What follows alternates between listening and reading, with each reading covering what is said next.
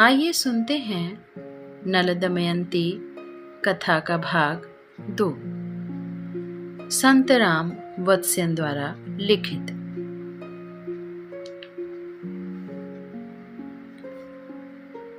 दमयंती का स्वयंवर संपन्न हो जाने पर जब इंद्र, अग्नि, वरुण और यम स्वर्गलोक को लौट रहे थे तो मार्ग में उन्हें कलयुग और द्वापर मिले। उन्हें देखकर देवराज इंद्र ने पूछा, हे कले, आप द्वापर के साथ इस समय कहाँ जा रहे हैं? कलि ने उत्तर दिया, हे इंद्रदेव, हम दमयंती के स्वयंवर में जा रहे हैं। मैं उसे पत्नी रूप में प्राप्त करना चाहता हूँ। तब इंद्रदेव ने हंसकर कहा, वह स्वयंवर तो हो भी गया, हम सब वहीं से तो आ रहे हैं। दमयंती ने राजा नल को अपना पति चुन लिया है। इंद्र से यह सुना तो कलयुग को क्रोध आ गया। वह बोला, दमयंती ने देवताओं को छोड़कर उनके सामने ही मनुष्य का वर्ण किया। इस कार्य से उसने देवताओं का अपमान किया है, इसलिए उसे भारी दंड मिलना चाहिए। कलयुग की क्रोध भरी बातें सुनकर देवगण बोले, दमयंती ने हमारा अपमान नहीं किया, हमारी आज्ञा लेकर ही उसने नल को पति चुना है। और फिर नल कोई साधारण मनुष्य थोड़े ही है, वह सर्वगुण संपन्न राजा है। उसने ब्रह्मचर्य व्रत का पालन करते हुए चारों वेदों और 5वें वेद इतिहास पुराण का भी अध्ययन किया है। वह नियमानुपूर्वक नित्य 5 यज्ञ करता है। वह धर्म के 10 लक्षणों का पालन करने वाला है। उसका बुरा चाहने वाला अपना ही बुरा करेगा। यह कहकर चारों देवता स्वर्ग को चले गए। देवताओं के चले जाने पर कलयुग ने द्वापर से कहा, हे द्वापर, मैं अपने क्रोध को रोक नहीं पा रहा हूँ। मैं नल के शरीर में प्रवेश करके उसकी बुद्धि को भ्रष्ट कर दूंगा। फिर उसका राज्य छिन जाएगा और उसे दमयंती से भी अलग होना पड़ेगा। तुम जुए के पासों में घुसकर उसे हराने की जिम्मेदारी संभालो। इस तरह कलि द्वापर को समझाकर निषद देश में राजा नल के निवास पर आ गया। किंतु धर्मात्मा राजा नल में वह प्रवेश नहीं कर सका। कारण यह था कि जब तक नल कोई अनुचित कार्य नहीं करता तब तक कलि उसमें प्रवेश तो दूर रहा, उसे छू भी नहीं सकता था। इसी तरह 12 वर्ष व्यतीत हो गए। तब एक दिन राजा नल लघु शंका करके आए और हाथ मुंह धोकर संध्योपासना करने बैठ गए। पैर धोने पर उन्हें ध्यान ही नहीं रहा, बस कलि का काम बन गया। राजा की इस भूल के कारण कलयुग को राजा के शरीर में प्रवेश का अवसर मिल गया। नल में प्रवेश करके कलि ने दूसरा रूप धारण करके पुष्कर के पास जाकर कहा, चलो राजा नल के साथ जुआ खेलो, तुम अवश्य जीत जाओगे। नल का राज्य तुम्हारा राज्य होगा, तुम राजा बन जाओगे।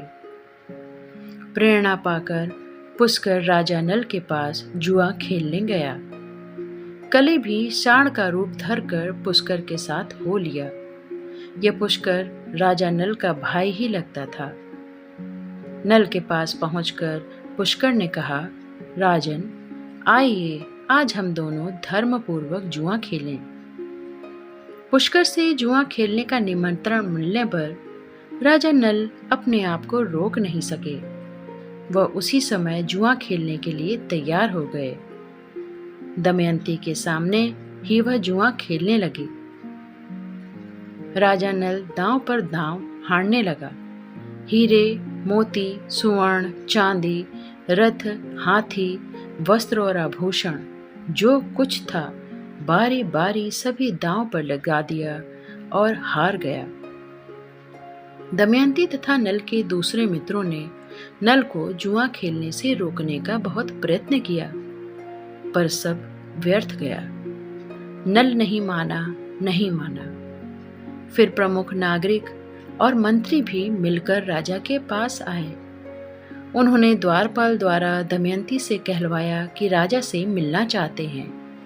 दमयंती ने राजा से निवेदन किया कि पुरवासी और मंत्रीगण आपके दर्शन करना चाहते हैं, उन्हें भीतर आने की आज्ञा दें। पर दमयंती के बार बार पूछने पर भी राजा ने कोई उत्तर नहीं दिया। दमयंती गिड़गिड़ाती रही और निराश लौट गई। पुरवासी और मंत्रीगण भी निराश होकर लौट गए। उन्हें लगा कि राजा नल शीघ्र ही राज्य खो बैठेगा। सच ही कहा है, जब विनाश काल आता है तो मनुष्य अपने शुभचिंतकों की बात भी नहीं सुनता। कलयुग ने राजा की बुद्धि भ्रष्ट कर दी थी। जुए का यह खेल कई महीनों तक चलता रहा। एक एक करके राजा नल ने सब कुछ हार दिया। जब दमयंती ने देखा कि महाराज पर जुए का पागलपन सवार हो गया है, तो उसने अपनी धाय को बुलाकर कहा कि तुम सब मंत्रियों को राजा ने बुलाया है, ऐसा कहकर बुला लाओ और उन्हें बताओ कि राजा ये चीजें हार चुके हैं। मंत्री राजा की आज्ञा समझकर फिर राजद्वार में आए। दमयंती ने उनके आने की सूचना राजा को दी, पर राजा ने दमयंती को कोई उत्तर नहीं दिया। वह लज्जित होकर महल के भीतर चली गई। उसे सूचना मिली कि राजा नल लगातार हारते जा रहे हैं और लगभग सारा राज्य हार चुके हैं। तब दमयंती ने धाय को भेजकर सारथी को बुला भेजा।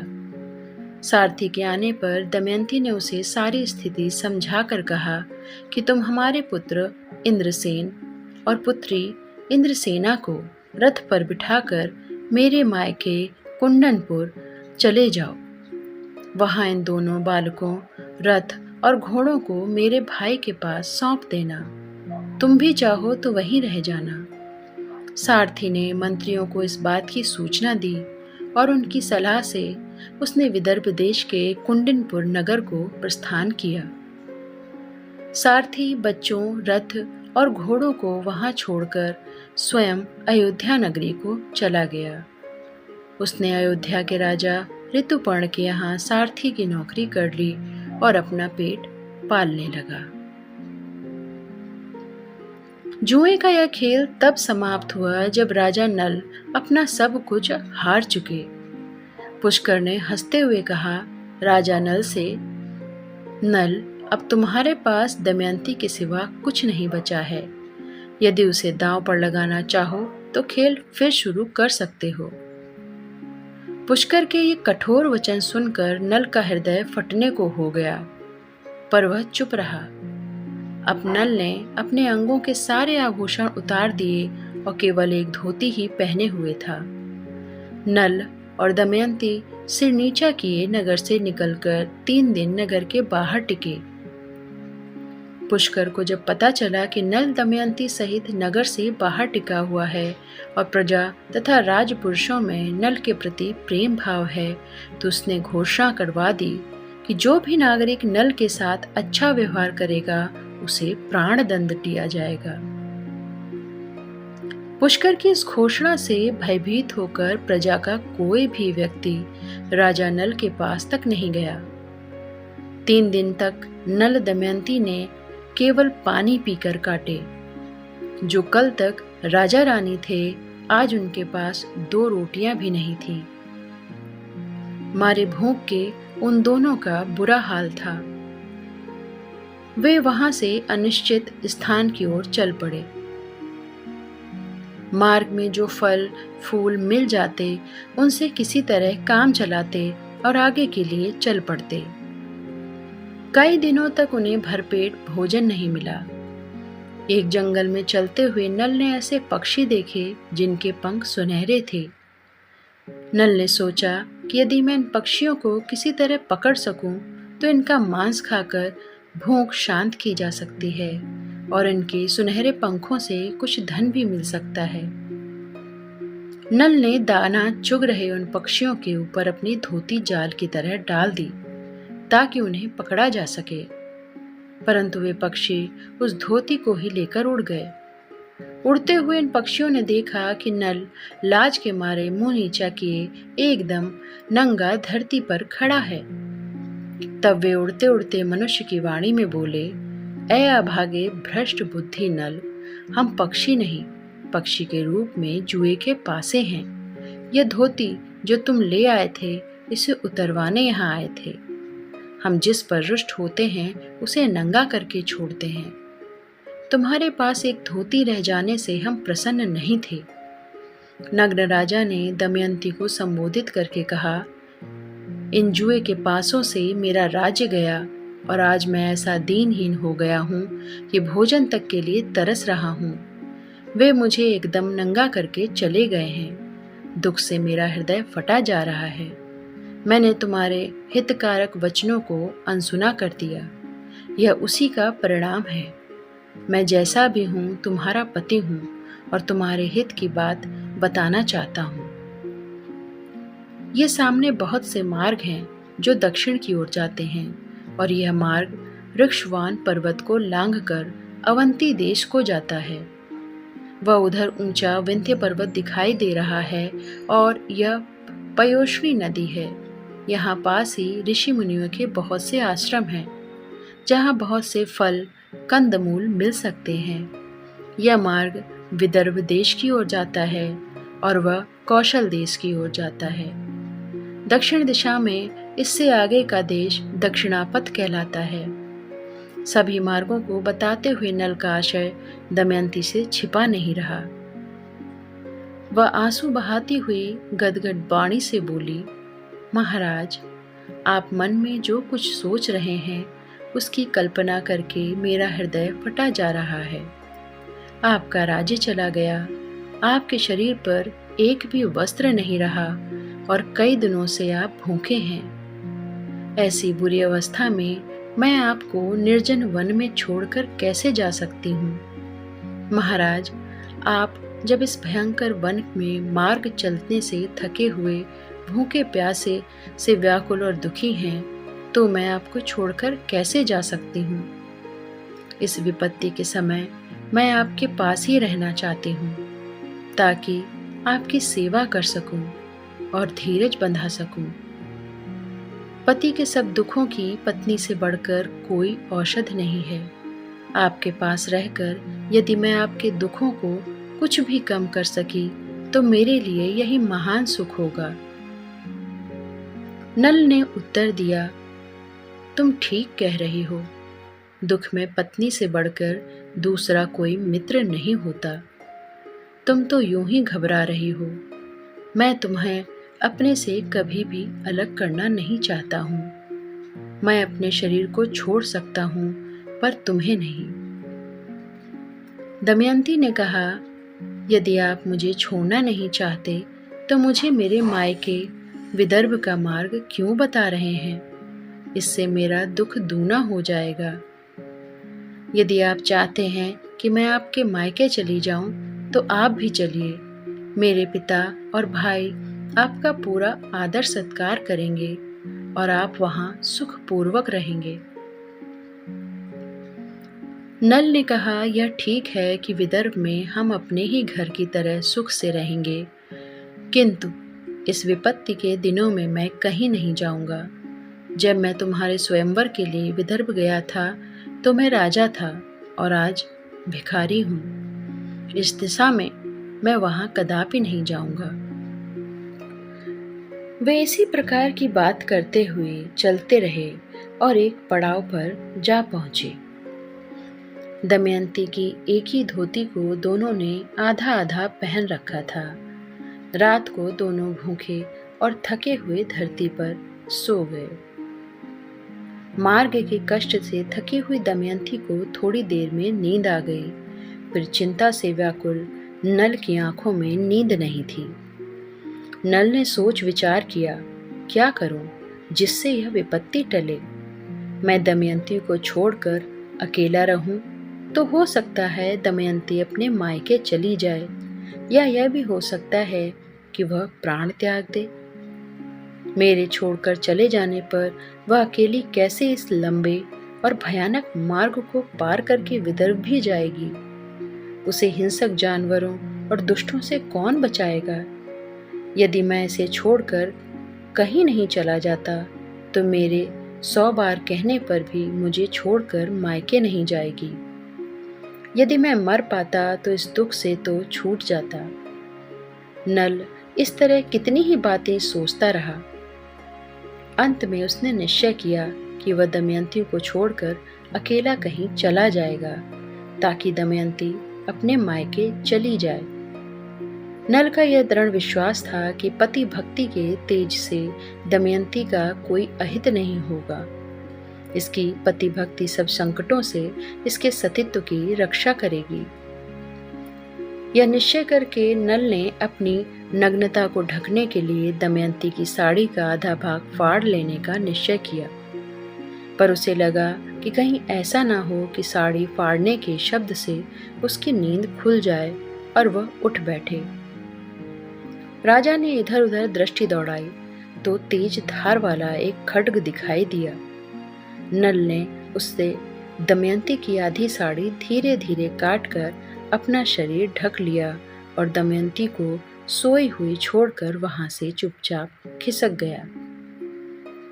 नल वहां से कुछ दूर निकल गया तो उसे विचार आया कि उसने यह अच्छा नहीं किया। वह फिर वहीं लौट आया जहां दमयंती सोई पड़ी थी। वह सोई हुई दमयंती की दुर्दशा देखकर फूट फूट कर रोने लगा।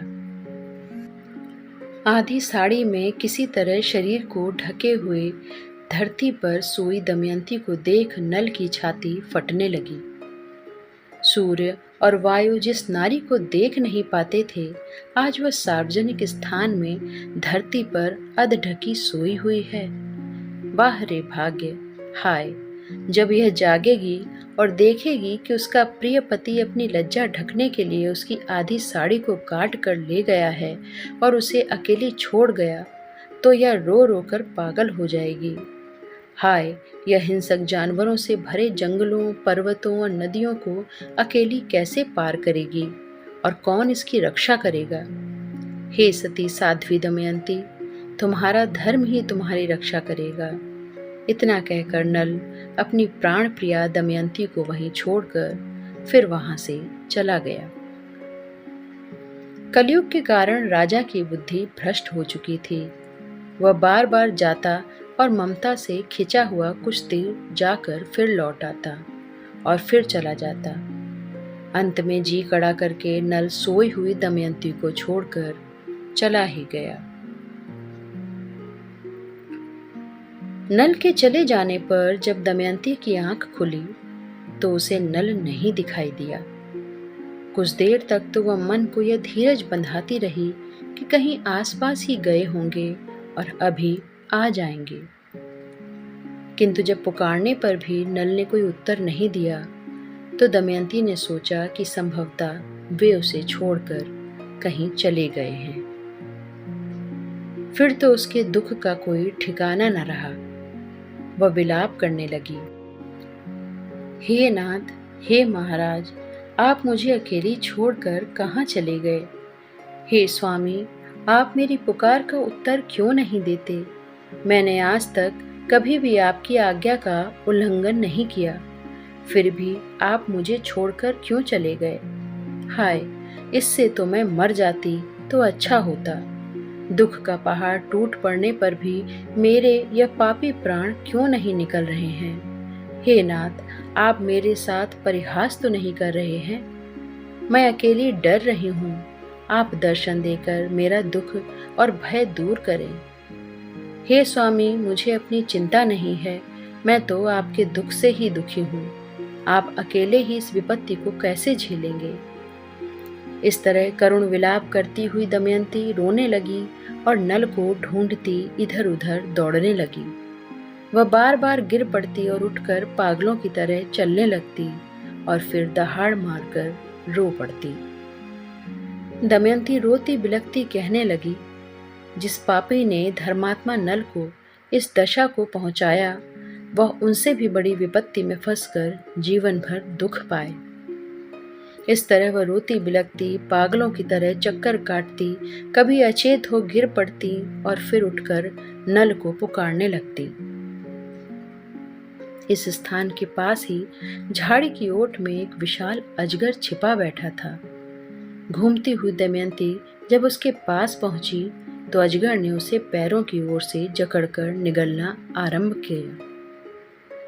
दमयंती को अजगर द्वारा अपने खाए जाने की उतनी चिंता नहीं थी जितनी चिंता नल की थी। वह अपनी रक्षा के बारे में बार बार नल को पुकारने लगी। इतने में ही एक शिकारी जो शिकार की खोज में उस वन में घूम रहा था, दमयंती की पुकार सुनकर दौड़ आया और उसने तलवार के वार से अजगर को सिर के पास से काट डाला। दमयंती अजगर द्वारा पकड़ी जाने पर अचेत हो चुकी थी। व्याध ने पानी के छींटे मारकर उसे चेतना में लाने का प्रयत्न किया। जब उसकी चेतना लौट आई तो शिकारी ने उसके घावों को धो दिया और जंगली फल मूल खाने को दिया। जब दमयंती कुछ स्वस्थ हुई तो व्याध ने पूछा, ऐ सुंदरी, तुम किसकी पत्नी हो और अकेली वन में क्यों चली आई हो? कैसे तुम इस हिंसक जानवरों से भरे जंगल में भटक रही हो? व्याध के पूछने पर दमयंती ने अपनी पूरी राम कहानी उसे सुना दी। अत्यंत रूपवती दमयंती के अंग आधी साड़ी में से स्पष्ट दिख रहे थे। वह राजपुत्री और राजपत्नी सुंदरतम नारी थी और इस विपत्ति में भी उसके अंगों की शोभा चित्ताकर्षक थी। निर्जन वन प्रदेश में उसे असहाय पाकर व्याध का मन काम वासना से भर गया। वह उससे प्रेम भरी बातें करने लगा। दमयंती उसके मन की बात जानकर समझ गई कि वह एक अजगर से छूटकर दूसरे दुष्ट अजगर के चंगुल में फंस गई है। इससे तो यही अच्छा था कि अजगर उसे खा लेता। अपने सतीत्व पर, पतिव्रत धर्म पर संकट आया जानकर दमयंती का क्रोध भड़क उठा। उसके बड़े बड़े नेत्र अंगारों की तरह धधकने लगे। उसकी भौहें तन गईं और होंठ फड़कने लगे। दमयंती क्रोध से अग्निशिखा की तरह जलने लगी।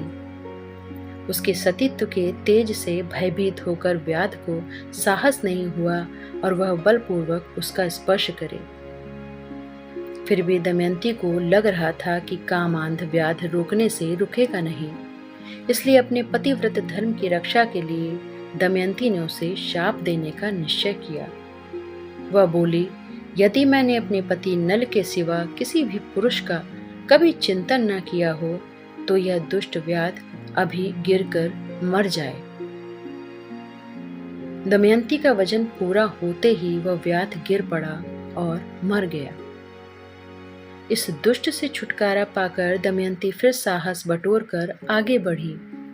वह जंगल बड़ा भयानक था। इसमें सिंह, चीते, बाघ, जंगली भैंसे, रीछ और अजगर आदि हिंसक जानवरों की भरमार थी। इसके अतिरिक्त लुटेरे और जंगली लोग भी इसमें कम नहीं थे। तरह तरह के विशाल वृक्षों, ऊंची नीची पहाड़ियों, खाइयों तथा गुफाओं से भरा यह जंगल बड़ा डरावना था। दमयंती पति के वियोग में ऐसी मतवाली थी कि उसे किसी से भी डर नहीं लगता था। वह अपने पति नल को खोजने में और सब कुछ भूल गई थी। दमयंती नल को पुकारती और खोजती 3 दिन और 3 रातें चलती रही। उसे इस भयानक जंगल का न छोर मिला और न ही नल का कहीं पता। वह नल के बारे में पागलों की तरह वृक्षों, लताओं, पर्वतों और सामने दिखने वाले जंगली पशुओं से पूछती, पर किसी से भी कोई उत्तर नहीं मिलता। अंत में वह ऐसे वन प्रदेश में पहुंची जहां धर्मपरायण ऋषि मुनियों के आश्रम थे। यहाँ फूल फल वाले वृक्षों की भरमार थी और वहाँ वनश्री भी बड़ी मनोहर थी। यहाँ हिंसक जंगली जानवर भी कम थे। यहाँ कितने ही ऐसे तपस्वी भी थे जो केवल जल पीकर ही रह रहे थे। कुछ तो केवल वायु पर ही निर्भर थे, कुछ पत्ते खाकर जीवन धारण करते थे। यहाँ चौकड़ी भरते मृगों और वृक्षों की शाखाओं पर उछल कूद मचाते वानरों की भी भरमार थी। तपोधन महात्माओं के इस आश्रम में पहुंचकर दमयंती के व्याकुल मन को कुछ शांति मिली। वह आश्रम में आश्रय पाने चली गई। दमयंती आश्रम की महात्माओं को प्रणाम करके उनके पास खड़ी हो गई। उसे देखकर आश्रम वासियों ने कहा, देवी, हम तुम्हारा स्वागत करते हैं। यहाँ आराम से बैठो और हमें बताओ कि हम तुम्हारे लिए क्या करें। दमयंती बोली, तपोधन महात्माओं, आपकी तपस्या, अग्निहोत्र और धर्माचरण तो निर्विघ्न हो रहा है ना? आश्रम के पशु पक्षी तो निर्भय है ना? यह पूछने पर उन महात्माओं ने कहा, भद्रे, यहाँ सब कुशल है। तुम अपने बारे में बताओ कि तुम कौन हो? क्या तुम इस वन की देवी हो? दमयंती बोली, महात्माओं, मैं विदर्भ देश के राजा भीम की पुत्री हूँ और निषद देश के महाराजा नल मेरे स्वामी हैं। उनके जाति बांधव ने उन्हें जुए में हराकर उनका सर्वस्व छीन लिया है। मेरा नाम दमयंती है। मैं महाराज नल को खोजती हुई भटक रही हूँ। मैं उनके दर्शनों के बिना व्याकुल हूँ। आप में से किसी ने उन्हें कहीं देखा हो तो कृपा कर मुझे बताएं। ऋषिगण बोले, शुभे, यद्यपि हमने तुम्हारे पति नल को तो नहीं देखा, पर हम अपने तपोबल से प्राप्त दिव्य दृष्टि से देख रहे हैं तुम्हारा भविष्य मंगलमय है। तुम्हें शीघ्र ही पति के दर्शन होंगे। तुम्हारे संकट के दिन समाप्त होने वाले हैं। तुम्हारे पति का छिना हुआ राज्य जल्द ही तुम्हें वापस मिलेगा। तुम दोनों का शीघ्र ही मिलन होगा। इतना कहकर वे सभी तपस्वी और उनका वह आश्रम अदृश्य हो गया। इस अद्भुत घटना को देखकर दमयंती को आश्चर्य का ठिकाना न रहा। वह सोचने लगी, कुछ देर पहले मैंने आश्रम में जो ऋषिगण देखे, क्या वह स्वप्न था? यदि स्वप्न नहीं था तो वह आश्रम और तपस्वी कहाँ लुप्त हो गए? फूलों और फलों से भरे वे वृक्ष क्षण भर में कहाँ चले गए? वह कुछ क्षण इसी पहेली को सुलझाने में उलझी रही, पर उसकी समझ में कुछ नहीं आया। फिर वह वहां से आगे चल दी और विलाप करने लगी। कुछ आगे बढ़ने पर उसे एक सुंदर अशोक वृक्ष दिखाई दिया। वह अशोक वृक्ष के नीचे जाकर उससे विनय पूर्वक बोली, हे अशोक, तुम मुझे निषद राज्य नल का समाचार सुनाकर मेरा शोक दूर कर दो। यह कहते हुए वह अशोक वृक्ष की परिक्रमा करती रही, पर उसका शोक दूर नहीं हुआ। निराश होकर वह फिर आगे चल पड़ी और दूर निकल गई। आगे जाकर उसने नदी को पार करते व्यापारियों के दल को देखा। उनके साथ भार से लदे घोड़े, रथ तथा सवारी के हाथी थे। बीहड़ वनों में अकेले भटकने की अपेक्षा उसने उस व्यापारी दल के साथ चलने का निश्चय किया। वह कुछ तेज चलती हुई व्यापारियों के उस दल में जा मिली। पति वियोग से दुखित, भूख प्यास से व्याकुल, रूखे धूल भरे केशों और आधी साड़ी पहनी होने के कारण वह पगली सी दिखाई देती थी। उसे देखकर कई लोग तो डर के मारे चीख पड़े। कुछ इधर उधर भागने लगे और कुछ चिंता में पड़ गए। कुछ लोग उसकी खिल्ली उड़ाने लगे। कुछ को तो वह अच्छे चरित्र की स्त्री नहीं लगी और कुछ उसकी दशा देखकर दया से भर गए और उन्होंने उससे पूछा, कल्याणी, तुम कौन हो? किसकी पत्नी हो और इस वन में किसको खोज रही हो? तुम्हारी बुरी दशा देखकर हमें बड़ा दुख हो रहा है। यदि इस वेश में तुम कोई देवी, यक्षी या राक्षसी हो तो हमें मंगल आशीर्वाद दो। हमारा यह दल कुशल पूर्वक अपने स्थान पर पहुंच जाए, ऐसा वरदान दो। दमयंती ने उन्हें उत्तर दिया, मैं आपकी ही तरह मानवी हूँ, देवी या यक्षी नहीं। मैं राजपुत्री और यशस्वी राजा की पत्नी हूँ। अपने पति को खोजती इस वन में भटक रही हूँ। मैं विदर्भ राज की भीम की पुत्री और निषद नरेश नल की पत्नी हूँ। यदि आपने महाराज नल को कहीं देखा या उनके बारे में कुछ सुना हो तो मुझे बताने की कृपा करें। उस दल के नेता का नाम था सुचि। उसने दमयंती से कहा, भद्रे, मैं इस दल का नेता और संचालक हूँ। हमने नल नामक किसी मनुष्य को मार्ग में नहीं देखा। इस जंगल में हमें तुम्हारे सिवा कोई भी मानव कहीं दिखाई नहीं दिया। दमयंती ने उनसे पूछा, कृपा करके बताइए कि आपका यह दल किस नगर की ओर जा रहा है। दल के नेता ने उत्तर दिया, हमारा दल चेदिराज सुबाहो की राजधानी में व्यापार के उद्देश्य से जा रहा है। यह सुनकर दमयंती भी उनके साथ हो ली।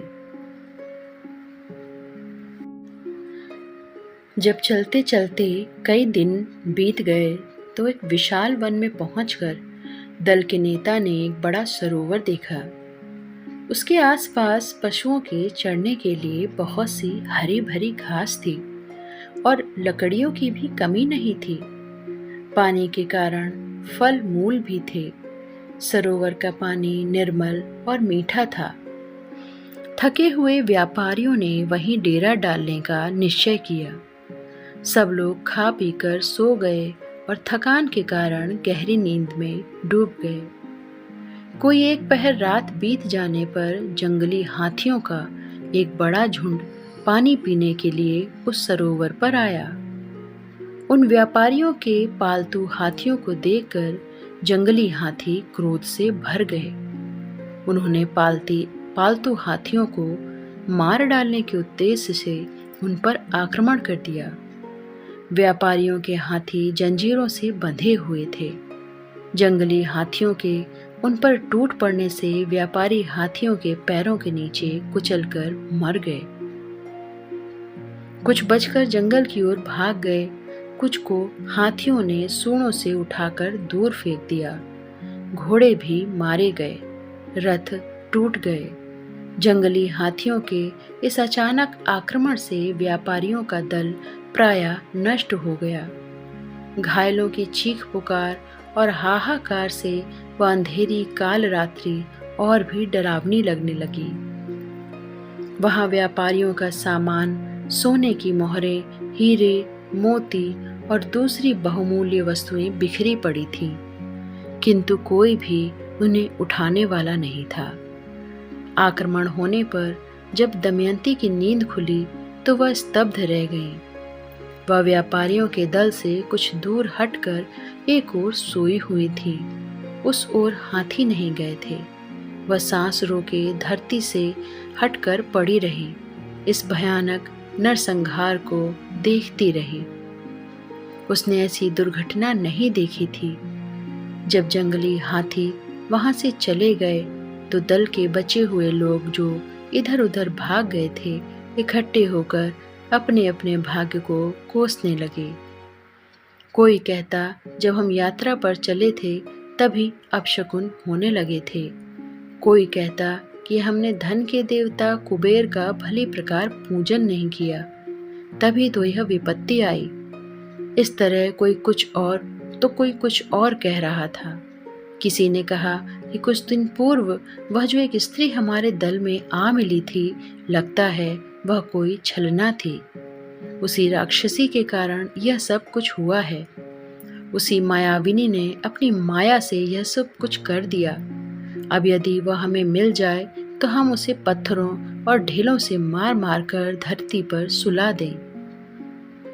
उनकी ये बातें सुनकर दमयंती लज्जा से गड़ गई और भय से कांपने लगी। उसने सोचा कि यदि मैं इनकी दृष्टि में पड़ जाऊंगी तो ये मुझे मार डालेंगे। वह तुरंत घने जंगल की ओर भाग खड़ी हुई। यह सोचकर साध्वी दमयंती के दुख का ठिकाना न रहा कि वह बड़ी भाग्यहीन है। पता नहीं पूर्व जन्म में ऐसे कौन से पाप किए कि सभी मेरे बैरी बन रहे हैं। यदि व्यापारियों के दल पर संकट न आता तो कम से कम मैं उनके साथ चलती हुई निर्भय नगर में पहुंच जाती। पता नहीं मेरे दुखों का अंत कब होगा। मेरे प्राण निकल जाते तो मैं इस दुख भोग से तो बच जाती। मुझे लगता है कि देवताओं को छोड़कर जो मैंने नल को अपना पति चुना, उसी के कारण देवगण मुझ पर कुपित हैं। कुछ दूर चलने पर हाथियों के कुचलने से बचे हुए कुछ विद्वान ब्राह्मण उसे मिल गए। वह उन्हीं के साथ चलने लगी और कुछ दिनों बाद चेदिराज सुबाहु की राजधानी में जा पहुंची। वह आधी साड़ी में किसी तरह लिपटी हुई, भूखी, दुबली और मैली कुचैली होने के कारण पगली सी लग रही थी। कई बालक उसे पगली समझकर कुतूहलवश उसके पीछे हो लिए। यूं ही चलती हुई दमयंती राजमहल के आगे वाले राजमार्ग पर जा निकली। संयोग से उसी समय राजमाता खिड़की से राजमार्ग की ओर देख रही थी। दयावती राजमाता ने अपनी दासी को कहा कि इस स्त्री को मेरे पास ले आओ, बालक इसे तंग कर रहे हैं। मुझे लगता है कि यह कोई संकट में पड़ी हुई सती साध्वी है। दासी बच्चों को भगाकर दमयंती को राजमाता के पास ले आई। राजमाता ने जब दमयंती को भली प्रकार देखा तो उसके आश्चर्य का ठिकाना न रहा। वह बोली, भद्रे, तुम इस दीनहीन दशा में भी कितनी सुंदर लग रही हो। संकटों से घिरी होने पर भी तुम मेघों से घिरी बिजली की तरह तेजस्विनी हो। अच्छा, यह बताओ कि तुम कौन हो, किसकी पत्नी हो, किस कारण तुम मारी मारी भटक रही हो। राजमाता की बात सुनकर दमयंती ने उत्तर दिया, माते, मैं विपत्ति में पड़े अपने पति को खोज में दर दर भटक रही हूँ। वे जुए में अपना सब कुछ हार कर जंगल में चले गए थे और मैं भी उनके साथ थी। फिर वे मुझे सोती हुई छोड़कर अकेले ही कहीं चले गए हैं। मैं उन्हें ही खोजती हुई भटक रही हूँ। फल मूल खाकर पेट भरती हूँ और रात को किसी वृक्ष के नीचे सो रहती हूँ। मैं राजघराने में प्रसादिका का काम करती थी। मैं राज परिवार की नारियों का श्रृंगार करने में चतुर हूँ। उसकी दुख भरी कहानी सुनकर राजमाता का हृदय भर आया। वह बोली, भद्रे, तुम आज से मेरे पास रहो। तुम्हारे पति की खोज के लिए मैं अपने सेवक भेज दूंगी। वे उसे अवश्य खोज लाएंगे और एक दिन तुम्हारा उससे अवश्य मिलन होगा। राजमाता की बात सुनकर दमयंती ने कहा, मेरी कुछ शर्तें हैं। यदि आप उन्हें मान लें तो मैं आपके पास रह सकती हूँ। मैं कभी किसी का झूठा नहीं खाऊंगी, कभी किसी के पैर नहीं धोऊंगी और किसी दूसरे पुरुष से बात नहीं करूंगी।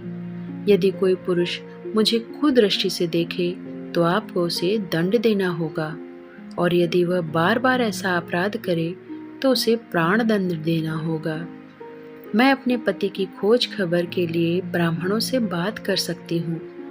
मेरी ये शर्त यदि आप मान लें तो मैं यहाँ रह सकती हूँ। राजमाता ने उसकी सारी शर्तें मान ली और उसे अपने पास रख लिया।